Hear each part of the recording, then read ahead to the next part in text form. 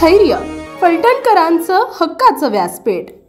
लोकसभा निवडणुकीचं बिगुल वाजलंय। नुकतीच 2 दिवसांपूर्वी लोकसभा निवडणुकीची आचारसंहिता सुद्धा लागू झाली आहे। यामध्ये भारतीय जनता पार्टीच्या वतीनं माढा लोकसभा मतदारसंघासाठी विद्यमान खासदार रणजितसिंह नाईक निंबाळकर यांना पुन्हा उमेदवारी घोषित केल्यानं भारतीय जनता पार्टीमधील मोहिते पाटील गट नाराज झालाय। त्यांची नाराजी दूर करण्यासाठी भारतीय जनता पार्टीचे संकटमोचक असलेले मंत्री नामदार गिरीश महाजन यांनी थेट अकलूजच्या शिवरत्न बंगल्यावर धाव घेतली।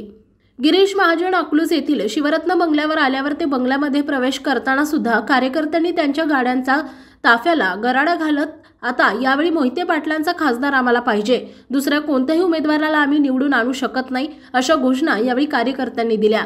आमदार रणजितसिंह मोहिते पाटील यांना कार्यकर्त्यांच्या गराड्यातून वाट काढत मंत्री गिरीश महाजन यांना शिवरत्न बंगल्यावर आतमध्ये न्यावे लागले।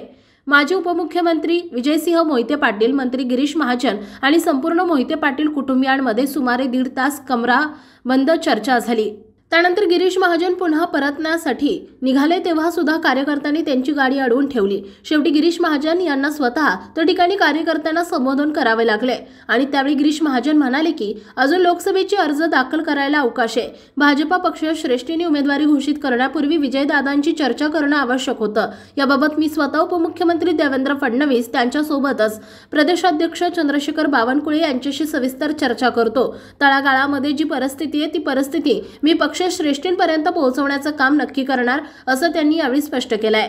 माजी उपमुख्यमंत्री विजयसिंह मोहिते पाटील यांच्या अकलूज येथील निवासस्थानी काल दुपारी विधान परिषदेचे माजी सभापती रामराजे नाईक निंबाळकर, शेकापचे आमदार जयंतभाई पाटील यांच्यासह माढा लोकसभा मतदारसंघामधील खासदार रणजितसिंह निंबाळकर आणि भारतीय जनता पार्टीचे सर्व विरोधक एकत्र आले होते। यामध्ये जर विद्यमान खासदार रणजितसिंह नाईक निंबाळकर हेच महायुतीचे उमेदवार असतील तर सर्व विरोधक एकत्र येऊन दुसऱ्या उमेदवाराला किंवा महाविकास आघाडीच्या उमेदवाराला ताकद देऊन त्याला निवडून आणण्यासाठीच प्रयत्नशील राहणार असल्याचं यावेळी स्पष्ट केलंय। महायुतीचा घटक पक्ष असलेल्या राष्ट्रवादी काँग्रेस पार्टीचे नेते तथा विधान परिषदेचे माजी सभापती श्रीमंत रामराजे नाईक निंबाळकर यांनी माढा लोकसभा मतदारसंघ हा राष्ट्रवादी काँग्रेस पार्टीला मिळावा यासाठी उपमुख्यमंत्री अजितदादा पवार, राष्ट्रीय कार्याध्यक्ष प्रफुल्ल पटेल, प्रदेशाध्यक्ष सुनील तटकरे यांच्याकडे मागणी केली होती। परंतु महायुतीमध्ये हा मतदारसंघ भाजपनं राष्ट्रवादी काँग्रेससाठी काही सोडला नाही। माजी उपमुख्यमंत्री विजयसिंह मोहिते पाटील यांनी खासदार रणजितसिंह नाईक निंबाळकर आणि भारतीय जनता पार्टीच्या सर्व विरोधकांना एकत्रित स्नेहभोजनासाठी बोलवल्यामुळे भारतीय जनता पार्टीचे सुद्धा धाबे दणाणले असून भारतीय जनता पार्टीचे संकट मोचक असलेले मंत्री गिरीश महाजन यांना थेट अकलूज येथे शिवरत्न बंगल्यावर पाचारण केले।